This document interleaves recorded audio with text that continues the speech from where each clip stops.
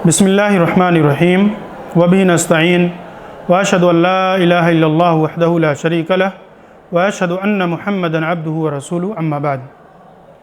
प्यारे भाइयों, रसूलुल्लाह सल्लल्लाहु ताला अलैहि वसल्लम ने मिसाली बीवी और मिसाली खातून की चंद सिफ़ात बयान फरमाई हैं। चुनांचे आप सल्लल्लाहु अलैहि वसल्लम फरमाते हैं, इज़ा सल्लतिल मरअतु खम्सहा व सामत शहरहा व हफ़िज़त फ़रजहा व अताअत ज़ौजहा क़ील लहा उद्ख़ुलिल जन्नह मिन अय्यि अब्वाबिल जन्नह शि'त। मुस्नद अहमद।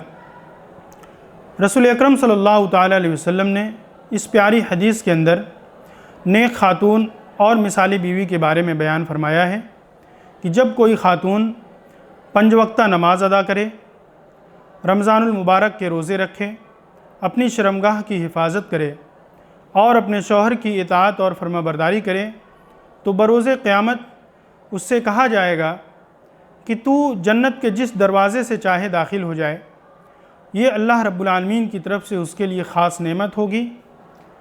इन तमाम नेकियों की बदौलत जो इस हदीस के अंदर बयान की गई हैं, लिहाजा हमें भी अपनी बच्चियों की ऐसी तरबियत करनी चाहिए ताकि वो रसूलुल्लाह सल्लल्लाहु ताला अलैहि वसल्लम की इस हदीस का मिस्दाक बन सकें।